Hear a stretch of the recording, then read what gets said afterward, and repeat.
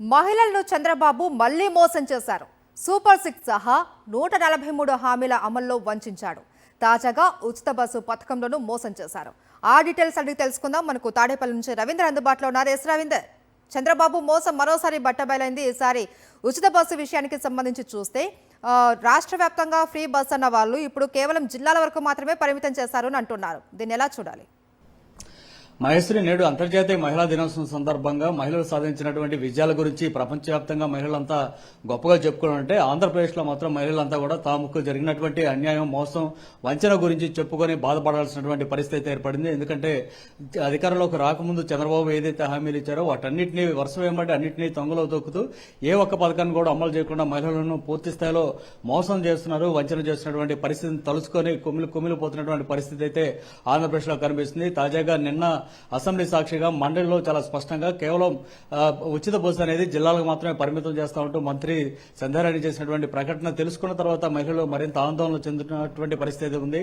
అంతకుముందు చంద్రబాబు ఎన్నికల ముందైతే రాష్ట్రంలో ఎవరైనా ఎక్కడి నుంచి ఎక్కడికైనా వెళ్ళడానికి చాలా సింపుల్ గా ఉచితంగా ఆ బస్సులో ప్రయాణం చేయొచ్చు. ఏదైనా కండక్టర్ కనుక డబ్బులు అడిగితే నా పేరు చెప్పండి అంటూ చెప్పినటువంటి వీడియోలను కూడా ఇప్పుడు సోషల్ మీడియాలో చూపిస్తున్నటువంటి పరిస్థితి కనిపిస్తుంది. ఓవరాల్ గా ఇది ఒకటే కాదు, గతంలో ఆడబిడ్డ నిధి కింద ప్రతి ఒక్కరు కూడా ప్రతి మహిళకు అంటే 18 సంవత్సరాలు నిండినటువంటి ప్రతి ఒక్కరు కూడా సంవత్సరానికి 18,000 రూపాయల నిధులను ఇస్తానని చెప్పినటువంటి చంద్రబాబు గడిచిన 2 బడ్జెట్లో కూడా కనీసం ఒక్క రూపాయి అంటే రూపాయి కూడా కేటాయింపులు అయితే చేయనటువంటి పరిస్థితి ఉంది. అది కాకుండా 50 ఏళ్లు నిన్నటువంటి ఎస్సీ బీసీ మహిళలందరూ కూడా 4,000 చొప్పున పెన్షన్ ఇస్తానని చెప్పి కనీసం దాన్ని కూడా బడ్జెట్ లో కేటాయింపులే లేనటువంటి పరిస్థితి.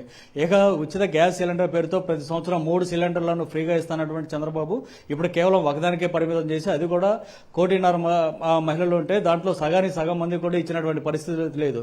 సో ఈ విధంగా వరుస వెంబడి అన్ని కార్యక్రమాలు అన్ని పథకాలకు సంబంధించి కూడా మోసం చేస్తున్నటువంటి పరిస్థితిని తలుచుకొని రాష్ట్ర వ్యాప్తంగా ఉన్నటువంటి మహిళలు ఆందోళన చెందినటువంటి పరిస్థితి అయితే కనిపిస్తూ ఉంది. గతంలో ముఖ్యమంత్రిగా వైఎస్ జగన్ ఉన్న సమయంలో ఏకంగా దాదాపు 32 పథకాలు మహిళలకు కేంద్రంగానే వారికే డైరెక్ట్ గా లబ్ధి చేకూర్చే విధంగా చేశారు. ఆ సందర్భంగా ఆయన ఒకటే నమ్మారు, మహిళ బాగుంటే కుటుంబం బాగుంటుంది, కుటుంబం బాగుంటే రాష్ట్రం బాగుంటుంది అనేటువంటి ఒక నమ్మకంతో ఆ సిద్ధాంతంతో వైఎస్ జగన్ మహిళల కేంద్రంగా అనేక సంక్షేమ కార్యక్రమాలు తీసుకొచ్చారు. రాజకీయంగా కూడా అదే స్థాయిలో అభివృద్ధి చేసినటువంటి పరిస్థితి. కానీ ఇప్పుడు చంద్రబాబు ప్రభుత్వంలో పూర్తిగా వంచనకు గురవటం, నిలువు దోపిడీ గురవుతున్నటువంటి నేపథ్యంలో ఈ రోజు అంతర్జాతీయ మహిళా దినోత్సవం సందర్భంగా చంద్రబాబు చేసినటువంటి మోసాలను మళ్లీ గుర్తు చేసుకుని బాధపడాల్సినటువంటి పరిస్థితి ఆంధ్రప్రదేశ్ లో కనిపిస్తూ ఉంది.